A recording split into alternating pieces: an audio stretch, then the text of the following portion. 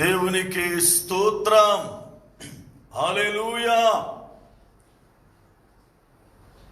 పరిశుద్ధుడును మన రక్షకుడునైన యేసుక్రీస్తు శ్రేష్టమైన నామమునకు మహిమ కలుగునుగాక. దేవునికి స్తోత్రం. హల్లెలూయా.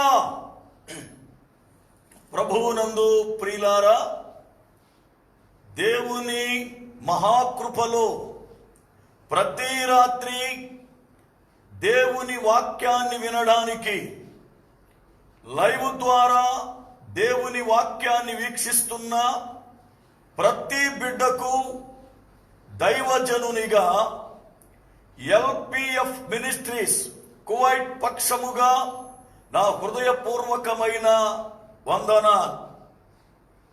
దేవుని మహాకనికరమును బట్టి మనము ప్రతిదినం ఈ రీతిగా వాక్యము వినే భాగ్యాన్ని ప్రభు ఇచ్చాడు. ప్రియులారా, మీరు కూడా చక్కగా ప్రతిదినం వాక్యము వింటూ ఆధ్యాత్మికముగా బలపరచబడుతూ ఎదుగుచూ ఉన్నారని ప్రభువును బట్టి విశ్వసిస్తున్నా. మీ పరిస్థితులు ఎలా ఉన్నా దేవుని వాక్యానికి మీరిచ్చే సమయం చాలా గొప్పది. ఎందుకంటే నేటి దినములలో పరిస్థితులు మారిపోయాయి. మానవుని ఆలోచన తల్లక్రిందులయ్యింది. మానవుని మనుగడ ప్రశ్నార్థకమైంది. ఈ పరిస్థితులలో మీరు వాక్యము ఎడల ఆసక్తి కలిగి ప్రతిదినం చక్కగా వాక్యం వింటూ ఉన్నారు. ప్రియులారా, మీ ఆత్మీయ జీవితాలు ఎలా ఉన్నాయి? ప్రార్థన మంచిగా చేసుకుంటున్నారా? వాక్యాన్ని ప్రతిదినం చదువుతున్నారా? ఉద్యోగాలు మరల ప్రారంభమయ్యాయి గనుక ఉద్యోగాల పరిస్థితులలో పడి ఒకవేళ దైవ సన్నిధికి దూరమవుతున్నారా? చాలా మంది బిడ్డలు ఇంకా ఉద్యోగాలు లేక, కుటుంబ పరిస్థితులు సరవక, ఆరోగ్య పరిస్థితులు సరిలేక ఇంకా కొంత గలిబిలిలోనే ఉన్నారు. అయినను ప్రభువు నమ్మదగిన వాడు, తన పిల్లలను ఎన్నడూ కూడా చేయి విడుచువాడు కాడు. కనుక దేవుని యందు విశ్వాసమును ఉంచి మనము ముందుకు కొనసాగుదాం.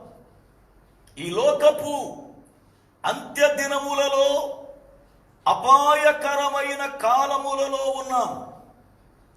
రేపు ఏమి సంభవిస్తుందో మనకు తెలియదు. ఈ రాత్రి నిద్రించి ఉదయకాలం వేళ లేచేది ఎంతమందో తెలియదు. రాత్రికి రాత్రే ఏ ప్రాంతాలు ఏమైపోతాయో తెలియదు.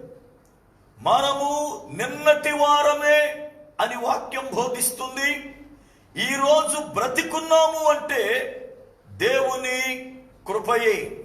కనుక దేవుని కృపను బట్టి బ్రతికి ఉన్న మనము ఈ దినం దేవుని వాక్యాన్ని వింటూ మన ఆత్మీయ జీవితాలను బలపరుచుకుంటూ దేవుని రాకడ కొరకై సిద్ధపడదాం.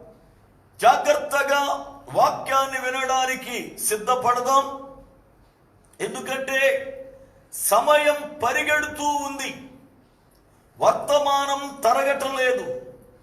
అప్పుడే ఒక గడియ అయిపోయిందా అన్నట్లుగా ఉంది. అయితే దేవుని లేఖనములలో దేవుడు మనలను నడిపిస్తున్నటువంటి ఆయన కృపకు మనమందరము రుణస్థులమే.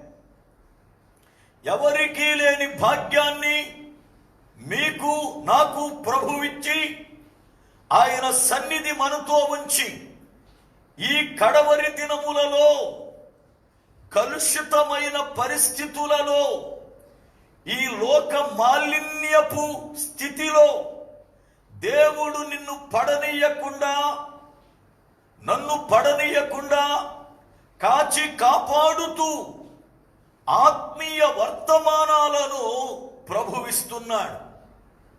ఈ రోజున వర్తమానాలు కూడా కలుషితమైపోయాయి. ఎక్కడ చూచినా వాక్యం అంటున్నారు గాని వాక్యము లేదు, వార్తలు ఉన్నాయి. లోకములోని వార్తలనే సువార్తలుగా మలచి సేవకులు బోధిస్తున్నారు. ప్రియులారా, వార్తలు వేరు, సువార్త వేరు. దేవుని సేవకుడు దేవుని వాక్యాన్ని ఆత్మ సంబంధమైనదిగా ఆయన ప్రకటించాలి. ఒకవేళ సందర్భం వస్తే లోకములో జరిగిన సంఘటనలు, సందర్భాన్ని బట్టి ప్రజలకు మనం గుర్తు చెయ్యాలి గాని లోకములో జరిగిన విషయాలనే వాక్యాన్ని మలిచి ప్రజలకు మనము చూపించవలసిన పరిస్థితి ఏమీ లేదు. ఎందుకంటే ప్రజలు సేవకులమైన మనకన్నా బహు తెలివిగలవారు. వారు రోజు ఫేస్బుక్ చూస్తారు, వాట్సాప్ చూస్తారు, అలాగునే పులారా ఇంకా ఏమైనా ఉంటే అవి కూడా చూస్తారు. మనకన్నా చాలా అడ్వాన్స్గా ఉంటారు. దైవజనులమైన మనమే సరిగ్గా వాటిని చూడం. ఎందుకంటే సమయం సరిపోదు.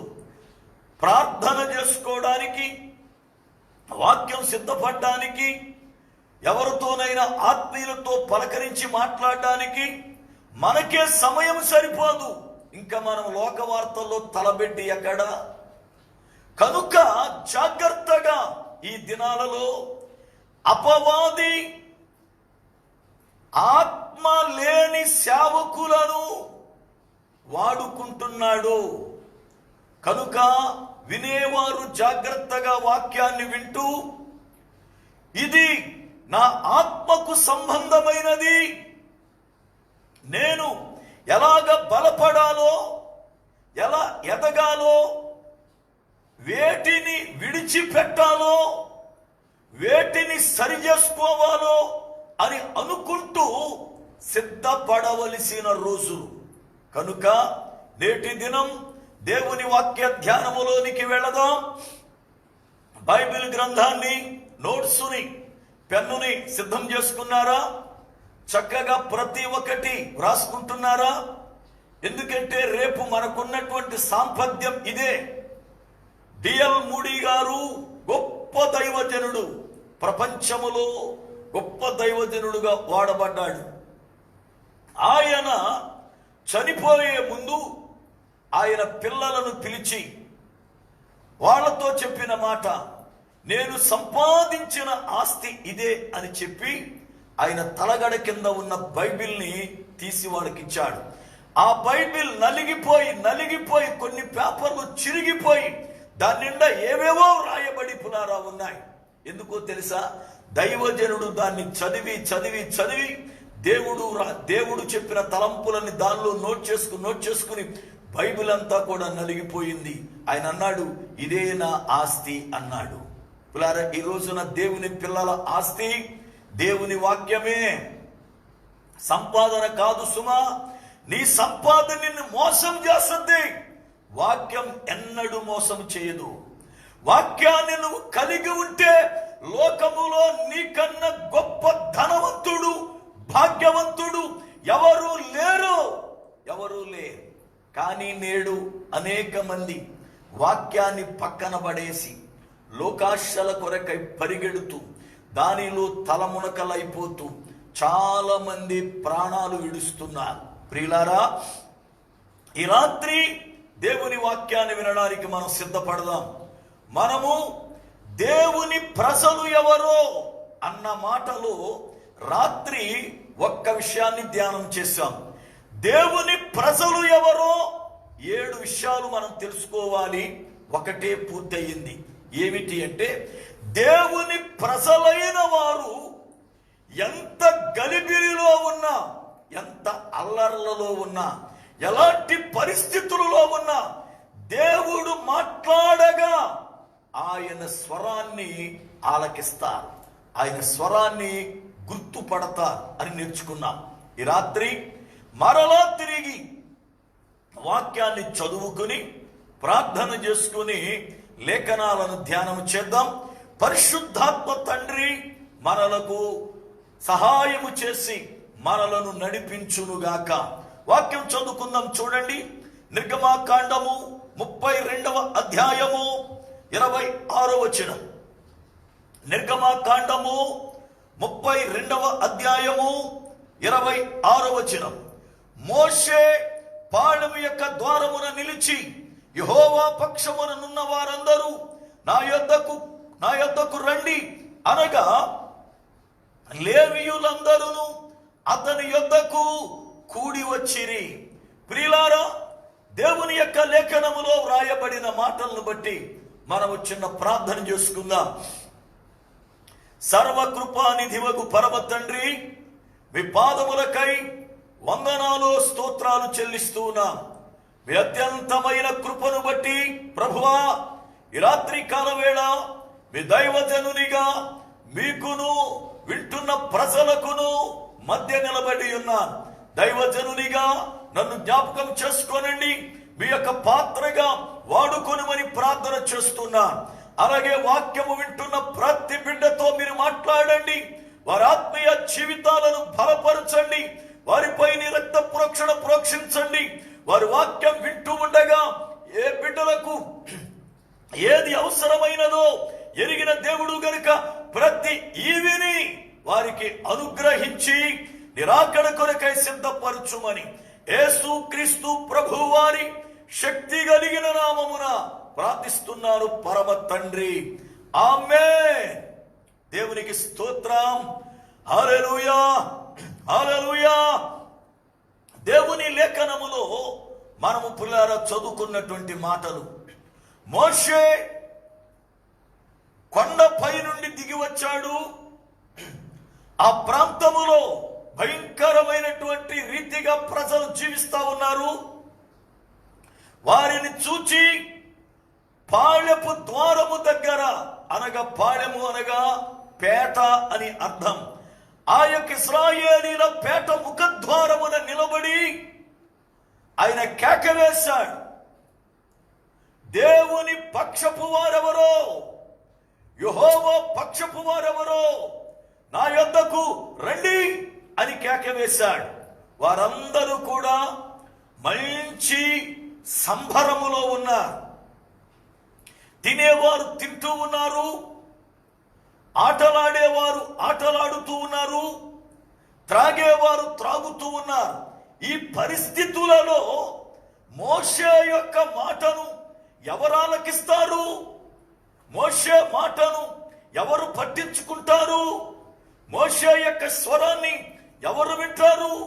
ఎందుకంటే అంతమంది జనం, అన్ని లక్షల మంది ఎవరిష్టానుసారముగా క్రమము లేకుండా నడుస్తున్నారు.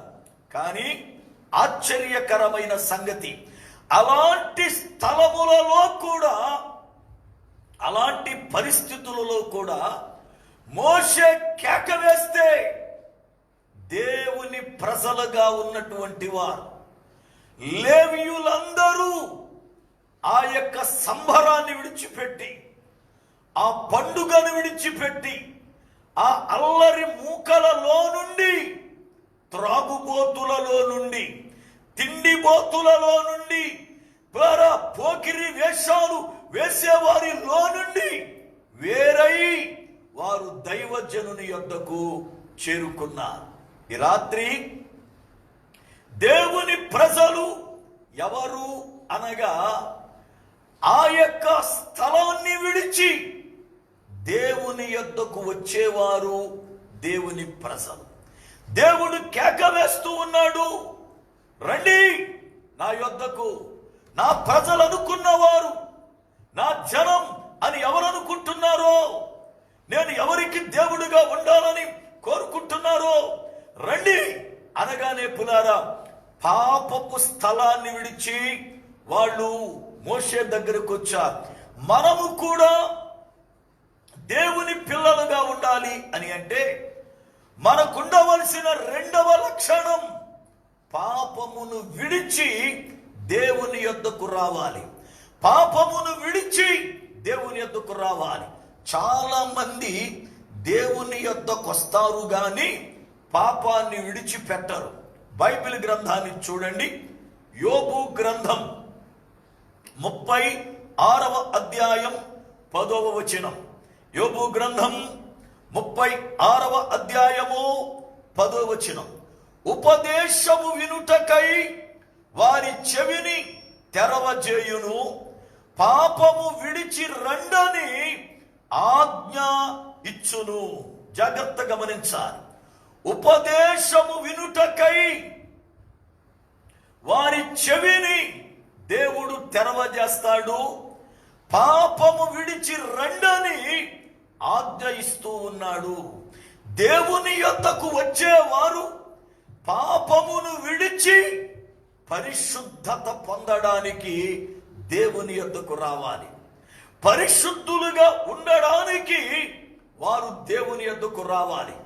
కానీ చాలా మంది ప్రజలు దేవుని స్వరాన్ని వింటూ ఉన్నారు, ఆయన పిలుపుని గ్రహిస్తూ ఉన్నారు, కానీ ఆ స్థలాన్ని విడిచి బయటకు రావటం లేదు.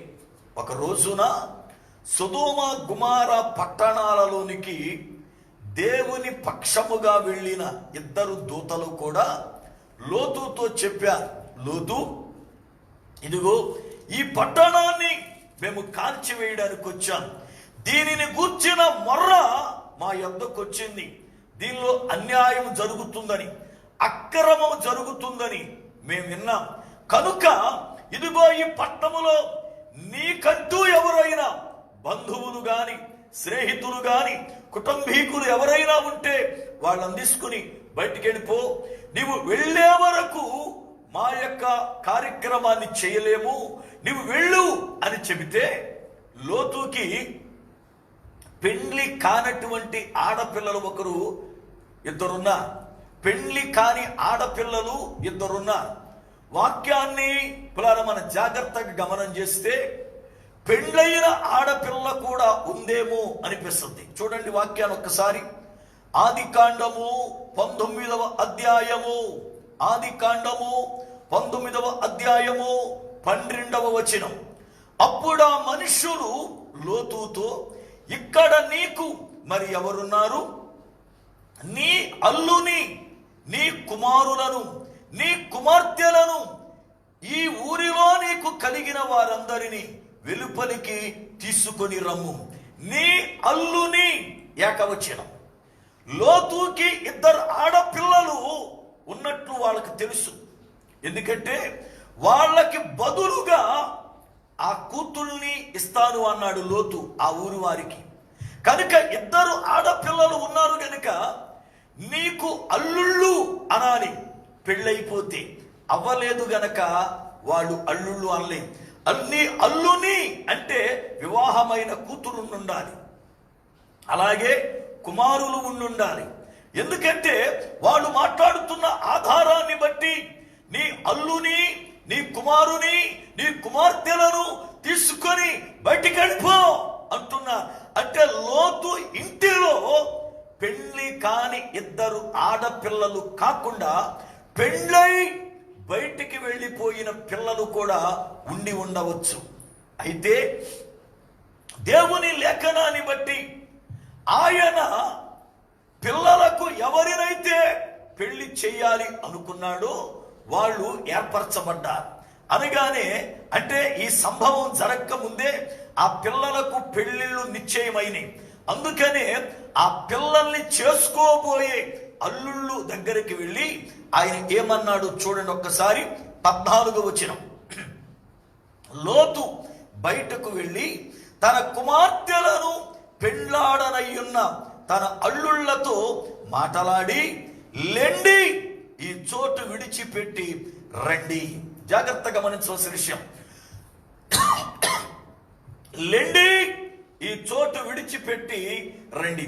ఎవరితో మాట్లాడాడు ఈ మాట అంటే తన కుమార్తెలను పెండ్లాడనయున్నటువంటి అల్లుళ్లతో, అంటే తన కుమార్తెలకు వివాహాలు సిద్ధపరచబడ్డాయి. ఇంకా పెళ్ళే జరగలేదు. పలానా కుర్రవాడిని చేస్తామని, పలానా కుర్రవాడు ఇదిగో పెద్దదానికి భర్తని, పలానా కుర్రవాడు చిన్నదానికి భర్తని నిర్ణయాలైని. అయితే పులారా నిర్ణయం అయ్యింది గనుక ఇప్పుడు వెళ్ళి యెహోవా ఈ పట్టణమును నాశనం చేయబోతున్నాడు గనుక మీరు రండి అని ధైర్యముగా పిలిచాడు. అయితే వాళ్ళు ఏం చేశారు తెలుసా? బైబిల్ చదివిస్తుంది, ఎగతాళి చేశారట. వాళ్ళు ఎగతాళి చేశారు. ఈ పట్టణాన్ని నాశనం చేయడం ఏంటి? ఈ పట్టణం ఎలాంటిదో తెలుసా? ఈ పట్టణం యొక్క పరిస్థితులు తెలుసా? ఈ పట్టణం యొక్క మనుగడ తెలుసా? ఎవరిని నాశనం చేస్తారు అని ఎగతాళి చేశారు. గాని ఆ స్థలాన్ని విడిచి వాళ్ళు రాలేదు. ఆ స్థలాన్ని విడిచి పులారా వాళ్ళు రాలేదు. నేటి దినములలో కూడా దేవుడు ఎంతగా పిలుస్తూ ఉన్నా, ఎంతగా హెచ్చరిస్తూ ఉన్నా, ఎంతగా గద్దిస్తూ ఉన్నా, లోతు అల్లుళ్ళ వలె అనేక మంది నేడు బయటకు రాకుండా నాశనమైపోతూ ఉన్నారు. బయటకు రాకుండా నాశనమైపోతూ ఉన్నారు అనేక మంది పులారా, అనేక మంది. నేటి దినములలో దేవుని వాక్యం బోధిస్తుంది, దేవుని ప్రజలు ఎవరు అంటే దేవుని స్వరమును వినగానే, దేవుని మాటను వినగానే విధేయులై జరుగుతున్న పరిస్థితులలో నుండి, పాపాంధకారమైన జీవితములో నుండి ఆ స్థలాన్ని విడిచి, ఆ పాపాన్ని విడిచి బయటికి రావాలి. వాక్యం అంటుంది, పాపమును విడిచి రండి అని ఆజ్ఞ ఇచ్చుచున్నాడు అని పులారా. అయితే నేటి దినముల్లో చాలా మంది వస్తూ ఉన్నారు, కానీ దేవుని ప్రజలు అనబట్టల్లా. ఎందుకు అనబట్టలేదు అని అంటే, వారు వస్తున్నారు కానీ పాపమును విడిచి రావటలేదు. పాపమును విడిచి రావటలే.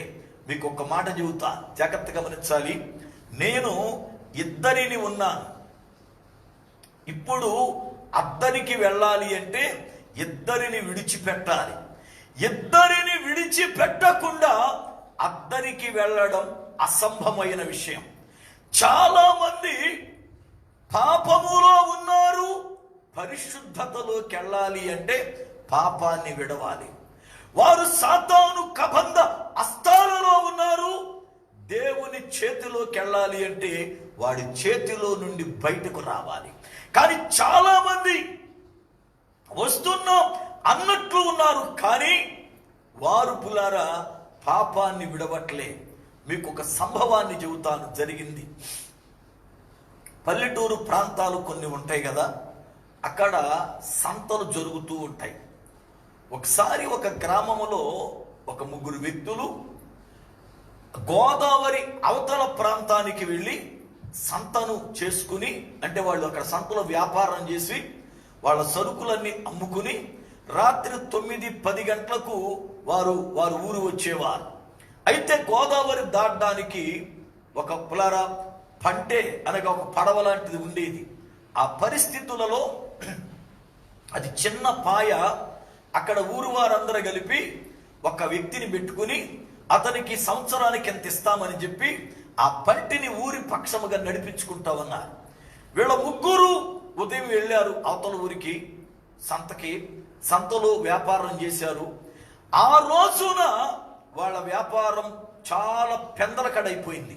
ఎప్పుడు 9-10 గంటల వరకు ఉండేటువంటి వ్యాపారం ఆ రోజున ఎందుకనో పెందలకడనే 8-8:30 కల్లా అయిపోయింది. వాళ్ళ ముగ్గురు అనుకున్నారు, ఈ రోజున వ్యాపారం చాలా పెందలకడైపోయింది, లాభాలు కూడా బాగా వచ్చాయి, ఓ పని చేద్దాం, మన ముగ్గురం త్రాగి సినిమా చూసి చక్కగా సెకండ్ షో ఇదిగో ఇంటికి వెళదాము. ఎప్పుడు వ్యాపార గొడవలో పడుతున్నా ఒక సంతోషం లేదు, ఒక పరిస్థితి లేదు అనుకుని ముగ్గురు కలిసి శుభ్రంగా త్రాగారు. మళ్ళీ రాత్రి సినిమా అయిపోయిన తర్వాత వచ్చేటప్పుడు తాగడానికి కావలసినటువంటి ఆ యొక్క మందుని కొంత తినుబండారాలు తీసుకున్నారు. వాళ్ళు సినిమాకి వెళ్ళారు. సినిమా చూసి పంటికాడికి వచ్చేలకి రాత్రి 12:30-12 అవుతుంది గనక పంటి అతను కట్టేసి వెళ్ళిపోయాడు. అయితే వాళ్ళు ఏమనుకున్నారంటే, పంటివాడు యువతలే కట్టేసి వెళ్ళిపోయాడు పంటిని, మనము దానిలో ఎక్కి దాన్ని అవతలకి నడిపించుకుంటూ వెళ్ళిపోయి మనం అవతల వదిలేద్దాం, ఈ ఎడిపోతే పోతాం, మనకెందుకు, తెల్లార ఆడే ఎత్తుకుంటాళ్ళు అనుకున్నారు వాళ్ళు. సరేని పులారా, ముగ్గురు కలిసి ఆ పంటెక్కారు. ఎక్కిన తర్వాత ఒకడు అన్నాడు, నువ్వు ఇదిగో చుక్కాని తిప్పుతా ఉండు అన్నాడు. ఇంకొకడు తెడ్డేస్తాను అన్నాడు. ఇంకొకడు నేను ఎంత దూరం వచ్చిందో చూస్తానన్నాడు. ముగ్గురు 3 పనుల మీద చాలా బిజీగా ఉన్నారు. తెడ్డేసేవాడు వేస్తా ఉన్నాడు, పులారా చుక్కాని తిప్పేవాడు తిప్పుతా ఉన్నాడు, చూసేవాడు చూస్తా ఉన్నాడు. మధ్య మధ్యలో తాగుడు దిగిపోయినప్పుడల్లా వాళ్ళు తెచ్చుకున్న తాగుతున్నారు. వాళ్ళు పులారా రాత్రంతా పడవలో తెడ్డేసేవాడు వేస్తూనే ఉన్నాడు, చూసేవాడు చూస్తానే ఉన్నాడు, చుక్కని తిప్పుడు తిప్పుతున్నాడు. పడవ గట్టు దగ్గర నుండి అంగుళం కదల. తెల్లారుతుండగా పంటోడు వచ్చాడు. ఆ పంటోడిని చూసి, ఎరా ఏం చేసావు పడవని? రాత్రంతా తెడ్డేశాం, రాత్రంతా చుక్కాని తిప్పాను, వాడు అంగుళం కూడా పడవ కదలలేదురంటే వాడు అన్నాడు పంటోడు, ఒరి తాగుమోతోళ్ళారా, దాన్ని కట్లిప్పుకోకుండా ఎక్కడ పోతారా లోపలికి అన్నాడు. అంటే వాళ్ళు తెడ్డేసే సంబరంలో ఉన్నారు, చుక్కాని తిప్పే సంబరంలో ఉన్నారు, వాడు చూసే సంబరంలో ఉన్నారు, కానీ దాన్ని కట్లిప్పడం మర్చిపోయారు. చాలా మంది మేము ప్రార్థనకి వెళ్ళిపోతాం, మేము ఫలానా గుడికి వెళ్తాం, మేము ఫలానా దైవజనుడి దగ్గరికి వెళ్తాం, మేము పెద్ద పెద్ద సేవకుల ప్రసంగాలు వింటాం, మేము పెద్ద పెద్ద సభలకు వెళ్తాం అనుకుంటున్నారు, కానీ వాళ్ళు కట్లు తెంచలేదు. వాళ్ళు ఎంత ప్రయాసపడినా, వాళ్ళు ఎంత పెద్ద మందిరానికి వెళ్ళినా, వాళ్ళు ఎంత పెద్ద సేవకుల దగ్గరికి వెళ్ళినా, వాళ్ళు ఎంత పెద్ద పెద్ద ప్రసంగాలు విన్నా, వాళ్ళ బ్రతుకులలో ఇద్దరి నుండి అద్దరికి ఎందుకు వెళ్ళలేదు అంటే పాపపు కట్లు తెంచలేదు. పాపపు కట్లు తెగకుండా వచ్చే పరిస్థితే లేదు. లేవీయులు ఆ యొక్క పండగలో ఆ యొక్క గలిబిలంతా కూడా విడవకుండా మోషే దగ్గరికి వచ్చే అవకాశం లేదు. పిల్లారా, మనము దేవుని యొద్దకు రావాలి అంటే ఆ స్థలాన్ని విడవాలి, దేవుని యొద్దకు రావాలి అంటే ఆ పాపాన్ని విడవాలి, దేవుని యొద్దకు రావాలి అంటే అక్కడ బంధించబడిన నీ యొక్క బంధకాలు తెగిపోవాలి. ఈ రోజున చాలా మందికి బంధాలు తెగకుండా బంధాలు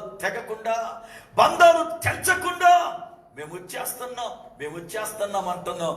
ఎంత స్పీడ్ వస్తున్నావు అంత స్పీడ్ వెనకపోతున్నావు. ఎందుకో తెలుసా? నీ యొక్క ముడి వెనకాల ఉంది, లాగేస్తామని తిప్పులారా.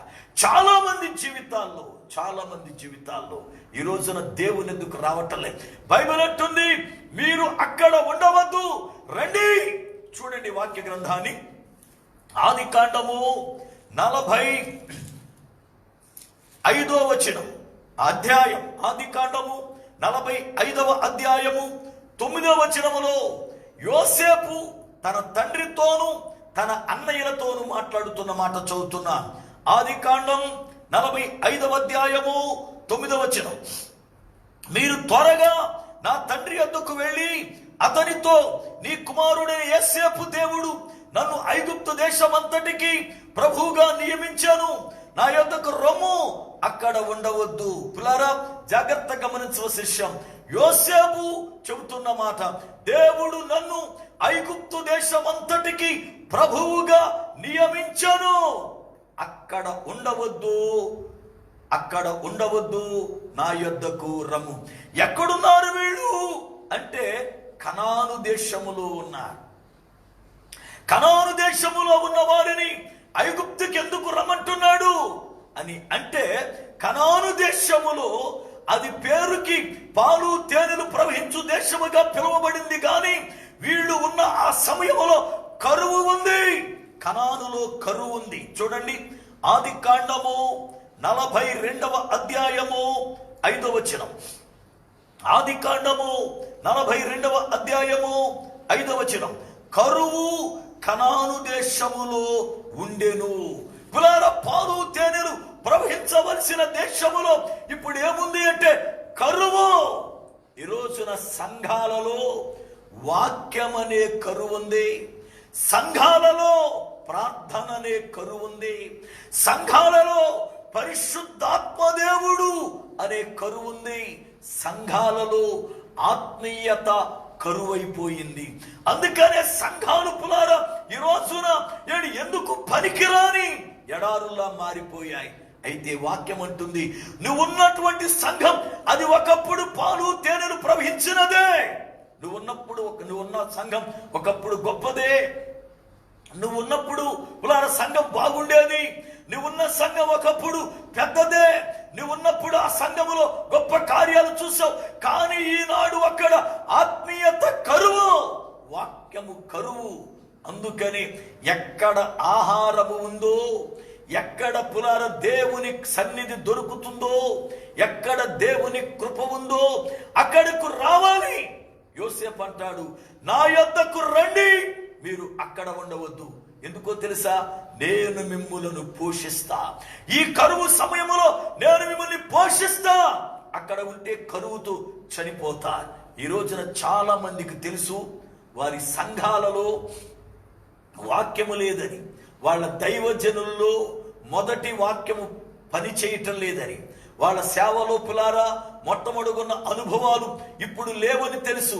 అయినను చాలా మంది అక్కడే శృంగారపు దేవాలయం ముందు కూర్చున్న కుంటోడిలాగా అక్కడే బడి ఏడుతారు. గాని వాక్యమున్న చోటకి పోదాం, ప్రభువుని అడుగుదాం, అయ్యా ఇదిగో ఇక్కడ వాక్యము లేదు, ఇక్కడ కరువు వచ్చేసింది, ఇక్కడ పరిస్థితులు మారిపోయాయి, మా పాపాన్ని బట్టే, మా దోషాన్ని బట్టే, కనుక మేము ఇక్కడ ఆత్మీయ స్థితిలో చావకుండా వాక్యము ఉన్న స్థలానికి నడిపించు, వాక్యమున్న చోటుకి తోడుకొని పో, వాక్యమున్న స్థలములో మమ్మల్ని చేర్చని ఒక్కడు ప్రార్థన చేయడు.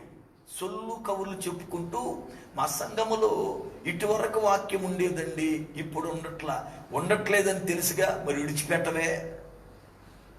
ప్రారంభ మీ సంఘములో పరిశుద్ధత లేదని తెలుసు, నీకు వదిలిపెట్టవే. అక్కడ పాపం ఉందని తెలుసు, వదిలిపెట్టవే. అక్కడ ఆత్మీయత లేదని తెలుసు, అయినా వదిలిపెట్టాం. ఎందుకో తెలుసా? అక్కడ మన బంధాలు అంత బలముగా ఉండిపోయాయి. నిజముగా దేవుని బిడ్డవైతే విడిచిపెట్టి బయటకు రా. దేవుని బిడ్డవైతే ఎక్కడ దేవుని సన్నిధి ఉందో, ఎక్కడ వాక్యము దొరుకుతుందో అక్కడకు పరిగెట్టు, అక్కడికి వెళ్ళాలి. ఎందుకో తెలుసా? మనము వాక్యము ద్వారా బ్రతకాలి. వాక్యము ద్వారా దేవుడు మనలను బ్రతికిస్తున్నాడు. వాక్యము ద్వారా దేవుడు మనలను పిలుస్తూ ఉన్నాడు. కానీ నేటి దినములలో చాలా మంది చేస్తున్న పని ఏంటో తెలుసా? దానిని విడవకుండా మేము వచ్చేస్తున్నాం అంటున్నారు, కానీ వెనకాల బంధాలు లాగేస్తున్నాయి. ఈ రోజున పులారా ఒక విషయాన్ని జ్ఞాపకం చేస్తాను, జాగ్రత్త గమనించాలి. ఇశ్రాయేలీలను దేవుడు ఐగుప్తును విడిచి కనాను దేశానికి నడిపిస్తూ ఉండగా ప్రజలందరూ కూడా కనానుకు బయలుదేరారు. పులారా ఇశ్రాయేలీల ప్రజల యొక్క దాసత్వం పోయింది. దేవుడు మహాకృపను బట్టి ఐగుప్తు బంధకాలలో నుండి, ఫరో యొక్క బంధకాలలో నుండి, పాపపు దాసత్వములో నుండి, ఆ యొక్క కట్లలో నుండి వారిని విడిపించి పాలు తేనెలు ప్రవహించు దేశానికి నడిపిస్తూ ఉన్నాడు. వాళ్ళు అనుకుంటున్నారు మేము నడుస్తూ ఉన్నాం, మేము ప్రభు చూపిస్తున్న స్థలానికి వెళుతున్నాం, మేము ప్రభు మాటకు విధేయులమయ్యాం, ప్రభువులో ఉన్నాం, ప్రభు మాతో ఉన్నాడు. ఇదిగో పగటి వేళ మేఘ స్తంభముగాను, రాత్రి వేళ అగ్ని స్తంభముగాను ఆయన మా మధ్య ఉన్నాడు. ఇదిగో మా దేవుని గుర్చిన భయం చుట్టూ ఉన్న శత్రువులకు ఉంది, అందుకని ఎవడు మా మీదకి రావటంలే, దేవుని సంధి మాతో ఉంది, మేము నడుస్తున్నాం అనుకుంటున్నారు. కానీ ఒక వాస్తవమైన సంగతి ఏంటి తెలుసా? నడక కనానుకే నడుస్తున్నారు. చూచిన వారికి ఐగుప్తును విడిచినట్టే ఉన్నారు, కానీ వీళ్ళు విడిచారు, గాని వీళ్ళ ఆలోచనలు ఐగుప్తుని ఎడవలేదు. వీళ్ళు విడిచారు శరీరకముగా, కానీ వాళ్ళ ఆలోచనలు, వాళ్ళ తలంపులు ఐగుప్తుని విడిచిపెట్టలేదు. ఎలాగో చెప్పనా? ఆహారం వారికి ఎప్పుడైతే కొదువైపోతా ఉందో, ఆహారం ఎప్పుడైతే తక్కువైపోయిందో అరణ్యములో, వెంటనే మోషే మీద తిరుగుబాటు చేసి, మోషేతో వాళ్ళు ఏమనేవాళ్ళు తెలుసా? మోషే, మమ్ములని ఆకలితో ఈ అరణ్యములో చంపాలని తీసుకొచ్చావా? మేము ఐగుప్తులో తిన్న చేపలు గుర్తొస్తున్నాయి, ఐగుప్తులో తిన్న కూరగాయలు గుర్తొస్తున్నాయి. ఇక్కడ మాకేమీ లేదు. దేవుడు వాళ్ళను శ్రేష్టమైన రీతిగా పోషిస్తూ నడిపిస్తా ఉంటే వాళ్ళకి ఏం గుర్తొస్తున్నాయి అంటే పులారా, వాళ్లకు ఐగుప్తు యొక్క ఆలోచనలు గుర్తొస్తున్నాయి. అంటే వాళ్ళు నడుస్తున్నారు కానీ ఆలోచనలు ఐగుప్తును విడిచిపెట్టలేదు. ఈ రోజున చాలా మంది మనలో కూడా అదే తత్వాన్ని కలిగిన వారు ఉన్నారు. ప్రభువులో నడుస్తూ ఉన్నారు, వాక్యం చక్కగా చదువుతారు, బైబిల్ చక్కగా పులారా చదువుతారు. ప్రార్థన చేయమంటే వేరే లెవెల్లో పులారా దేవుని కుర్చీ కదిలిపోయేటట్లుగా ప్రార్థన చేస్తారు. పాటలు పాడమంటే ఇంకా చూడండి మాకన్నా గాయకులు లేనన్నట్లుగా పులారా పాటలు పాడతారు. వాళ్ళ వేషాలు చూస్తే పైకి వీళ్ళే ప్రప్రథముగా పరలోకములో ఉంటారేమో అన్నట్లుగా ఉంటారు. కానీ వాళ్ళ ఆలోచనలు పాపాన్ని విడిచిపెట్టినవి కాదు. వాళ్ళ తలంపులు పాపాన్ని విడిచిపెట్టలేం. వాళ్ళ ఆలోచనలు లోక సంబంధముగానే ముడిపడిపోతున్నాయి. అప్పుడప్పుడు అంటా ఉంటారు, నేను మార్గముందు ఇలా ఉండేవాడినండి, మార్గముందు ఇలా చేసేవాడిని. అంటే నీకు అవి గుర్తొస్తున్నాయి అంటే అర్థం ఏంటి? అవి తెగలేదు. చాలా మంది జీవితాలలో దేవుని యొద్దకు వస్తున్నాం, దేవునిని చేరుతున్నాం అంటున్నారు, కానీ పాపపు ఆలోచనలు, పాపపు తలంపులు, పాపపు యొక్క పులారా ఆ క్రియలు వదిలిపెట్టలేదు. ఇశ్రాయేలీయులు ఐగుప్తు విడిచిపెట్టారు, కానీ ఐగుప్తు తలంపులను వాళ్ళు విడిచిపెట్టలేదు. ఈ రోజును కూడా మనలో చాలా మంది పాపాన్ని విడిచిపెట్టినట్లు కనబడుతున్నారు, కానీ దాని యొక్క ఆలోచనలు, దాని తలంపులు మనం విడిచిపెట్టలా. చూడండి, ఇశ్రాయేలీయులు బాహ్యముగా కనబడుతున్నట్టుగా ఐగుప్తుని విడిచిపెట్టేశారు. చూసిన వాళ్ళందరికీ ఐగుప్తును వదిలేశారు, బయటకు వచ్చారు అన్నట్లు కనపడుతున్నారు. మనలో కూడా చాలా మందిని చూడండి, అరే వాడొకప్పుడు త్రాగుబోతురా, త్రాగుడు వదిలిపెట్టాడు, వాడొకప్పుడు వ్యభిచారం వదిలిపెట్టాడు, ఒకప్పుడు తిరుగుబోతురా, తిరుగుడు వదిలిపెట్టాడు, ఒకప్పుడు వాడు ఇలా ఉండేవాడురా, వదిలిపెట్టాడు అన్నట్టు కనబడుతున్నారు. కానీ లోపల తలంపులు మాత్రం అలాగే ఉన్నాయి. ఇవాళ ప్రభువులోకి వచ్చిన తర్వాత అనేకులలో లోపలే ఉన్నాయి. అసూయగానే ఉంది, ఈర్ష్యగానే ఉంది, ద్వేషముగానే ఉంది, కోపంగానే ఉంది, ఫీలింగ్ గానే ఉంది, గర్వంగానే ఉంది, అతిశయముగానే ఉంది, అహంభావముగానే ఉంది.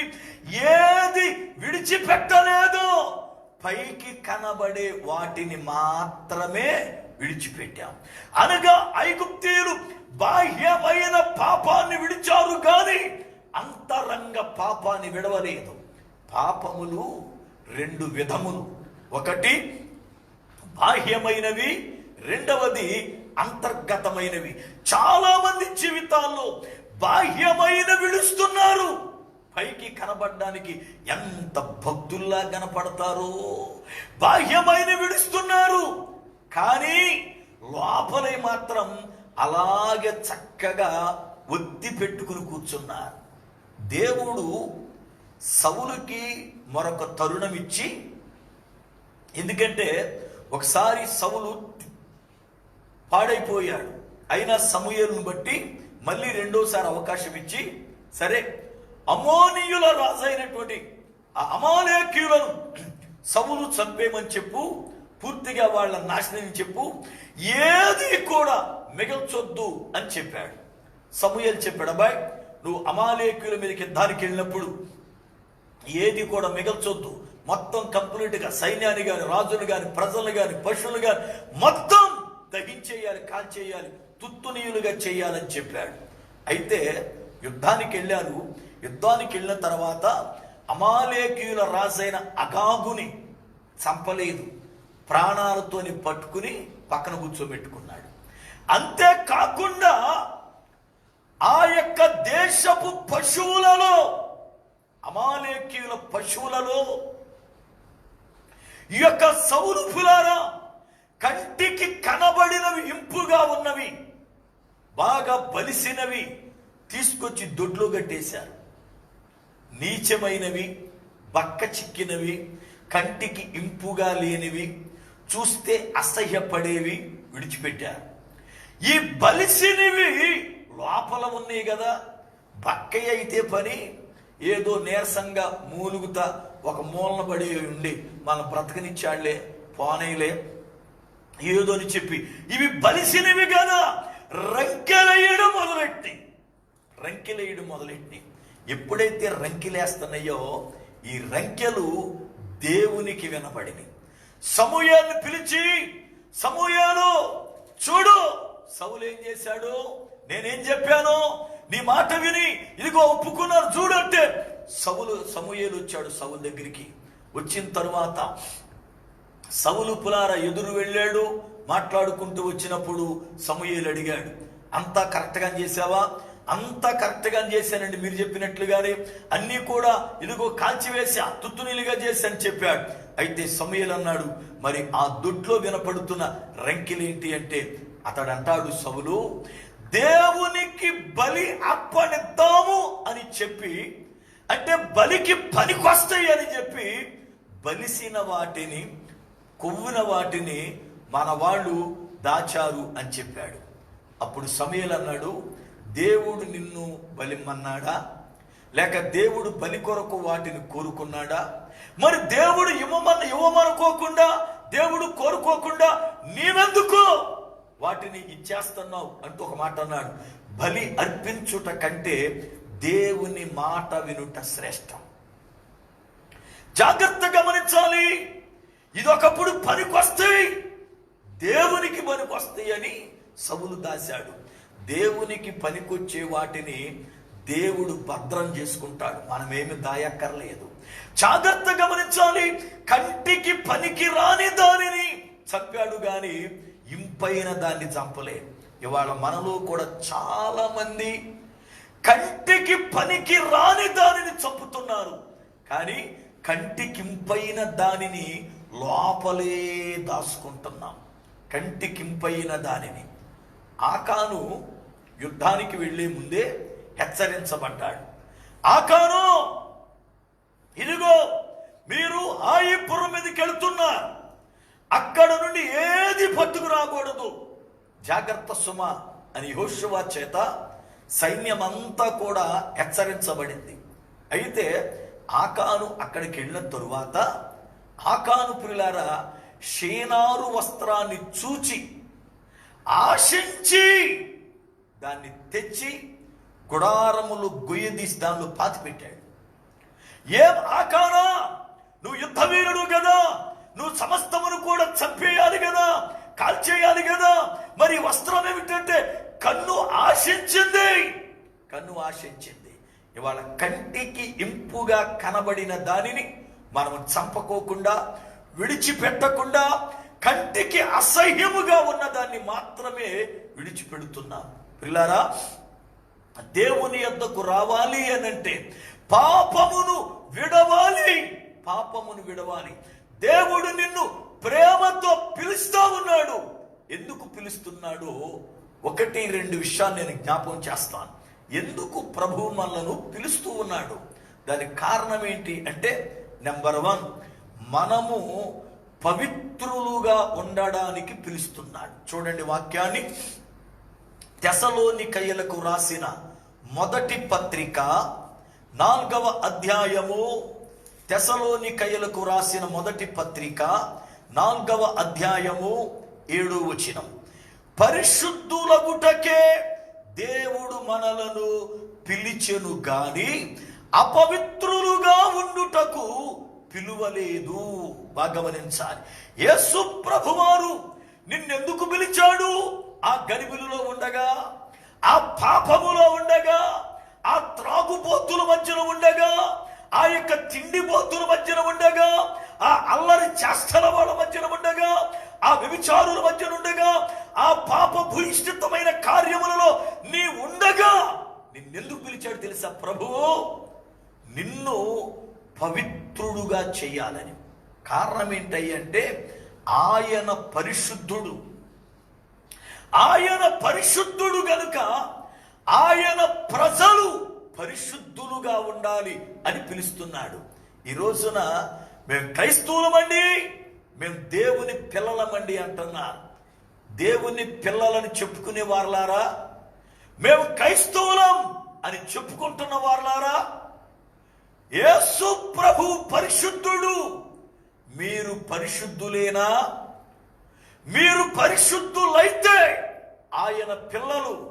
అంతేగాని పేరు చెప్పుకున్నంత మాత్రాన ఆయన పిల్లలు కారు. జాగ్రత్త సుమా. ఆయన పేరు చెప్పుకున్నంత మాత్రాన, మేము క్రైస్తవులం అన్నంత మాత్రాన, మన పేర్లు క్రైస్తవ పేర్లుగా ప్రకటించబడినంత మాత్రాన, పిల్లరా మనం గుడికి వెళ్ళినంత మాత్రాన, పండుగలు చేసేంత మాత్రాన, సభలు పెట్టినంత మాత్రాన క్రైస్తవులము కాము. పరిశుద్ధత కలిగి ఉండాలి. ఎందుకు అంటే ఆయన పరిశుద్ధుడు, ఆయన పిల్లలు కూడా పరిశుద్ధులై ఉండాలి. అంతే తప్ప ఆయనేమో పరిశుద్ధుడు, మా దేవుడు పరిశుద్ధుడు, మా దేవుడు పరిశుద్ధుడు నువ్వు డప్పు కొట్టుకుంటూ నువ్వు పాపములు బ్రతికితే నువ్వెన్నటికీ ఆయన బిడ్డవు కాలేవు. నువ్వు ఆయన బిడ్డవు కావాలి అంటే, ఆయన బిడ్డగా నువ్వు ప్రకటించబడాలంటే నీవు ఆయన వలె పరిశుద్ధత కలిగి ఉండాలి. ప్రభు మనల్ని ఎందుకు పిలిచాడు అంటే పరిశుద్ధులుగా ఉండడానికి, అంతేగాని ధనవంతులుగా ఉండడానికి కాదు. చాలా మంది అనుకుంటారు యేసు ప్రభు నమ్ముకుంటే ధనవంతులమైపోతామంట కదా, యేసు ప్రభు నమ్ముకుంటే అప్పులు తీరిపోతాయి అంట కదా, యేసు ప్రభు నమ్ముకుంటే ఇల్లు కొనుక్కోవచ్చు అంట కదా, యేసు ప్రభు నమ్ముకోపోయినా ఇవన్నీ చేస్తాం. ఇప్పుడు ఉదాహరణకి చాలా మంది సాక్ష్యాలు చెబుతారు, పనికిమాలిన సాక్ష్యాలు అంటాను నాటి. నేను ఎందుకో తెలుసా, నేను ప్రభువులోకి వచ్చిన తర్వాత బిల్డింగ్ కట్టుకున్నాను, ప్రభువులోకి వచ్చిన తర్వాత కారు కొనుక్కున్నాను, ప్రభువులోకి వచ్చిన తర్వాత ఒక 1/2 ఎకరం పొలం కొన్నాను, ప్రభువులోకి వచ్చిన తర్వాత అని ఈ సొల్లంతా చెబుతారు. ఒక మాట చెబుతా, ఇవాళ కువైట్ దేశంలో ఉన్నాను నేను, సంఘ కాపరిగా సంఘాన్ని చూస్తున్నా. అయితే కువైట్లో ఉన్నటువంటి ఈ కువైటీస్ ప్రభు నమ్ముకోలా, వాళ్ళు మహమ్మదీయులు. మరి వాళ్ళకి చక్కని బిల్డింగులు ఉన్నాయి. మరి ఎవరు కట్టారు? వాళ్ళకి నంబర్ 1 కార్లు ఉన్నాయి. ఎలా కొన్నారు వాళ్ళు? ఇవాళ ప్రభు నమ్ముకున్నాను, దేవుడు దీవించేశాడు, బిల్డింగ్ కట్టాను అని చెప్పుకున్న నువ్వు మరి ప్రభు నమ్ముకొని అతని దగ్గరికి వచ్చి దాసుడుగా దాసురాలుగా పనిచేస్తున్నావు. ఇప్పుడు అతడు దీవించబడినోడు అంటారా, లేక మనం దీవించబడ్డామంటారా? సాక్ష్యము అంటే ప్రభువు నమ్ముకుంటే బిల్డింగ్ కట్టాను కాదు. సాక్ష్యం అంటే ప్రభువు నమ్ముకుంటే కారు కొన్నాను కాదు. సాక్ష్యం అంటే ఇదిగో ప్రభు నమ్ముకుంటే అప్పులు తీరిపోని కాదు. సాక్ష్యము అంటే సమరయ స్త్రీ వలె నేను చేసినవన్నీ నాతో చెప్పి నా బ్రతుకుని మార్చాడు, రండి మీరు కూడా చూడండి అని చెప్పేది సాక్ష్యం. పౌలంటాడు, పూర్వము నేను దూషకుడను, హింసకుడను, హానికరుడనైన నన్ను కనికరముతో ఆయన క్షమించి పిలిచాడు అంటాడు. అది సాక్ష్యం. ఇవాళ మన సాక్ష్యాలు ఏమిటి అంటే పనికిరాని సాక్ష్యాలు, ఎదట విశ్వాసులను బలహీనపరిచే సాక్ష్యాలు. నిజం, సాక్ష్యం చెబితే ఒక మనిషి బలపడాలి, అంతేగాని బాధపడకూడదు. ఎందుకు బాధపడతారండి అంటే, నేను చెబుతా ఒక మాట. చాలామంది నా ముందే యేసు ప్రభుని నమ్ముకోకముందు మాకు చిన్న గుడిసుకోడు ఉండేది కాదు, అద్దెంట్లో ఉండేవాళ్ళం. యేసు ప్రభు నమ్ముకున్నాము, దేవుని మహాకృప, ఇప్పుడు బిల్డింగ్ కట్టాము, దేవుడు దీవించాడు కనుక ప్రభువు నమ్ముకుంటే ఇదిగో ఆయన ఆశీర్వదిస్తాడు అని చెబుతా ఉంటారు. అప్పుడు నేను కొంచెం బాధపడుతూ ఉంటాను, ప్రభువా ఆడు నమ్ముకుంటేనే బిల్డింగ్ ఇచ్చామన్నారు కదా వాళ్ళు, మరి నమ్ముకోవడం కాదు, ఇదిగో నేను ప్రకటిస్తున్నానుగా, అనేక మందిపై చెయ్యెత్తి ప్రార్థన చేసే ఆశీర్వాదపు హస్తాన్ని నాకు ఇచ్చావు కదా. అంటే ఇప్పుడు నాకు ఇల్లు లేదు అంటే నువ్వు నన్ను దీవించలేదు అని అర్థమా? నేను సరిగ్గా లేనని అర్థమా అని అప్పుడప్పుడు బాధపడతా. నాగులాగా ఎంతమందిని బాధ పెడతావు నీ సాక్ష్యం వల్ల? ఎంతమంది నీ సాక్ష్యం వల్ల ఇలాంటి బాధపడుతుంటారు ఆలోచిస్తున్నావా? సాక్ష్యము అంటే భూలోకములో ఏదో సంపాదించాను కాదు. నువ్వు నమ్మకంగా కష్టపడి సంపాదిస్తే, నమ్మకం కష్టపడితే అవన్నీ కొనుక్కుంటావు. కానీ ప్రభువులోకి వస్తే గొప్ప ఆశీర్వాదం ఏంటో తెలుసా? నీ పాపము క్షమించబడి పరిశుద్ధుడుగా పరిశుద్ధురాలుగా బ్రతుకుతావు. అది ఆశీర్వాదం. ఎందుకంటే ప్రభువులో మనకి దొరికేది పవిత్రత. పవిత్రత యేసు ప్రభువులోకి వచ్చిన తర్వాత నీకేం కలిగిందయ్యా? నువ్వేం సంపాదించావంటే ఉంటే చెప్పాలి. పవిత్రత. మాటల్లో పవిత్రత, చూపులో పవిత్రత, ఆలోచనలో పవిత్రత, నడవడికలో పవిత్రత, క్రీస్తుని పోలి నడవడానికి కావలసిన పవిత్రతను ప్రభువు నాకు ఇచ్చాడండి అని చెప్పాలి. అది సాక్ష్యం. ప్రభువు మనలను ఎందుకు పిలుస్తున్నాడు అని అంటే, నంబర్ 1, మనము పవిత్రులుగా ఉండడానికి. జాగ్రత్తగా గమనించాలి. అంతే తప్ప లోకములో లోకస్తుల వలె ఉండడానికి కాదు, లోకములో లోకస్తుల వలె బ్రతకడానికి కాదు, లోకస్తుల వలె జీవించడానికి కాదు. ప్రభువు మనల్ని ఎందుకు పిలిచాడు అంటే, లోకమునకు వేరై పవిత్రులుగా, నీతిమంతులుగా, యథార్థవంతులుగా బ్రతకడానికి ప్రభువు పిలిచాడు. రెండవది, ప్రభువు మనలను ఎందుకు పిలిచాడు అని అంటే, మన జీవితములో ఆయనతో సహవాసం చేయడానికి పిలిచాడు. చూడండి వాక్య గ్రంథాన్ని. అపోస్తులుడైన పౌలు కొరింథీయులకు రాసిన మొదటి పత్రిక 1వ అధ్యాయం 9వ వచనం. కొరింథీయులకు రాసిన మొదటి పత్రిక 1వ అధ్యాయం 9వ వచనం. మన ప్రభువైన యేసుక్రీస్తు అను తన కుమారుని సహవాసమునకు మిమ్మును పిలిచిన దేవుడు నమ్మదగినవాడు. ప్రియులారా, మనము ఎందుకు పిలువబడ్డాం? ఎందుకు పిలిచాడు దేవుడు అంటే, తన కుమారుడైన యేసుక్రీస్తు వారితో సహవాసము చేయాలని దేవాది దేవుడు మనలను ఆయనకు స్నేహితులను చేయాలి అని ఆయన మనలను పిలిచాడు. యేసు ప్రభువారు ఒక రోజున శిష్యులతో మాట్లాడుతూ ఒక చక్కని మాట అన్నాడు. చూడండి, యోహాను సువార్త 15వ అధ్యాయం, యోహాను సువార్త 15వ అధ్యాయం 14వ వచనం. నేను మీకు ఆజ్ఞాపించు వాటిని చేసిన ఎడల మీరు నా స్నేహితులయ్యుందురు. దాసుడు తన యజమానుడు చేయు దానిని ఎరుగడు గనుక ఇక మిమ్మును దాసులని పిలువక స్నేహితులని పిలుచుచున్నాను. స్నేహితులని పిలుస్తున్నాను అనగా ప్రభువు మనతో సావాసము చేయడానికి, ప్రభువునకు మనం స్నేహితులుగా ఉండడానికి పిలవబడ్డాం.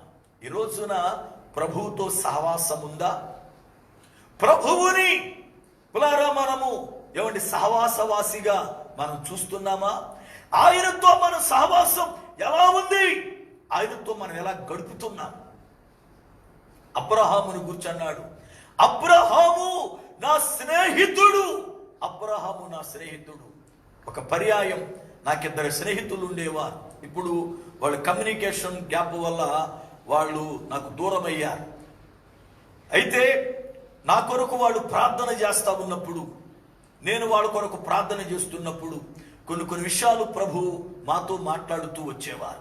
అయితే ఒక రోజున వాళ్ళిద్దరూ వాక్యాన్ని నేను స్టేజ్ మీద బోధిస్తుండగా వాళ్ళిద్దరు నా కొరకు కింద ప్రార్థన చేస్తున్నా, ప్రభువా నీ దాసుని వాడుకో, నీ దాసుని బలపరచు, నీ దాసుని ద్వారా మీ కార్యాన్ని జరిగించని ప్రార్థన చేస్తూ ఉంటే దేవుడు వారితో మాట్లాడిన మాట, ఇమ్మానుయేలు నాకు స్నేహితుడు, నేను అతనిని విడువక అతనికి తోడుగా ఉంటాను అని చెప్పాడు.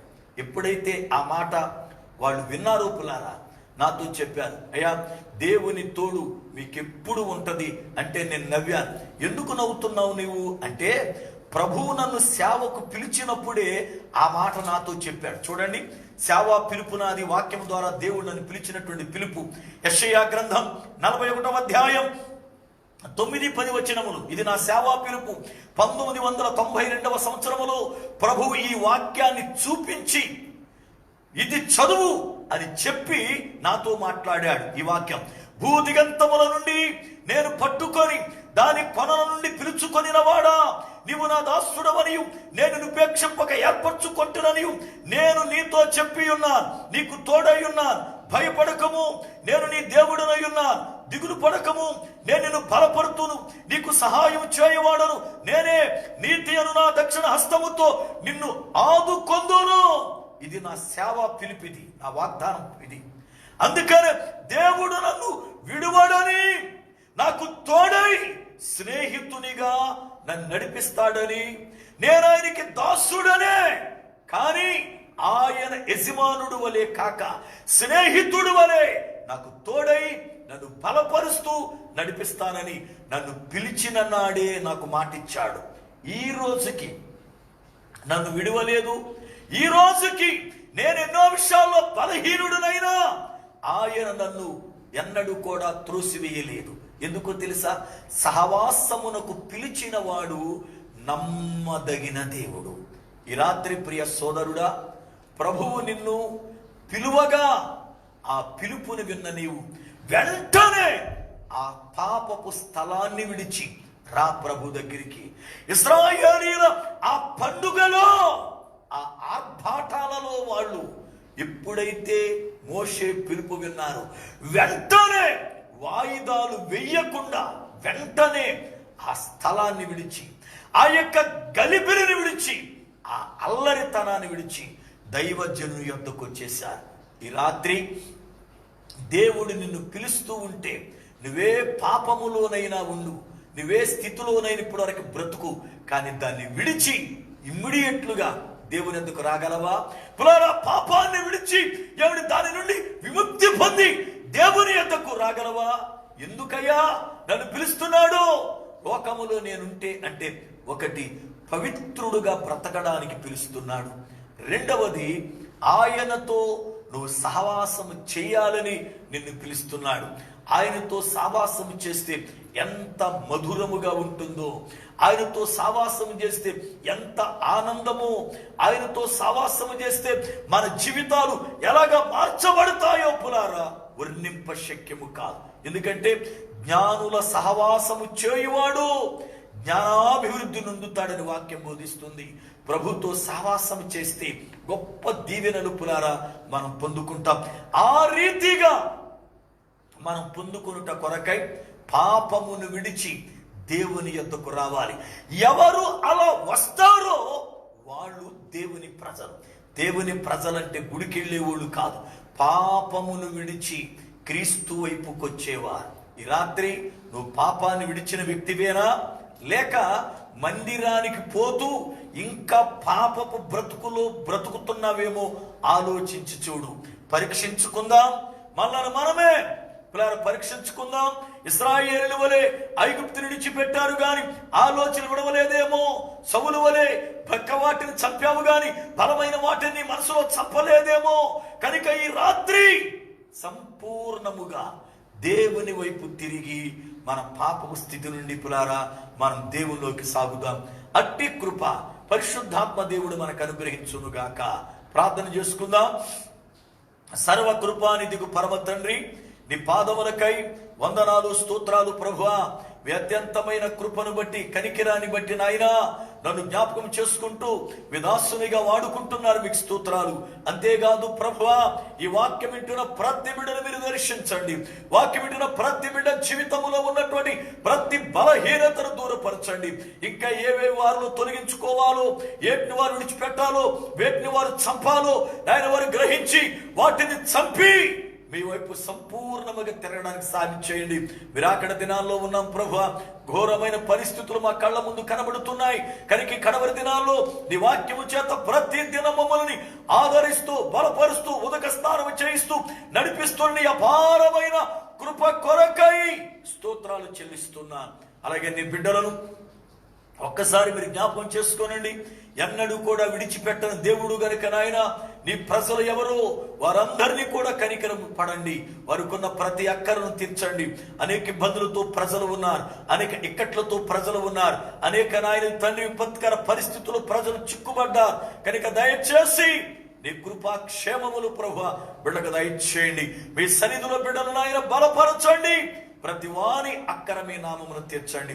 యేసు శక్తిగల నామమున ప్రార్థిస్తున్నాను పరమ తండ్రి, ఆమేన్. మన పరమ తండ్రి అయిన దేవుని ప్రేమ, ఆయన కుమారుడైన యేసు క్రీస్తు వారి కృప, పరిశుద్ధాత్మ దేవుని యొక్క అన్యోన్య సహవాసము, ఆయన సన్నిధి మనకును సకల పరిశుద్ధులకును సదాకాలము తోడయుండి నడిపించునుగాక. ఆమేన్.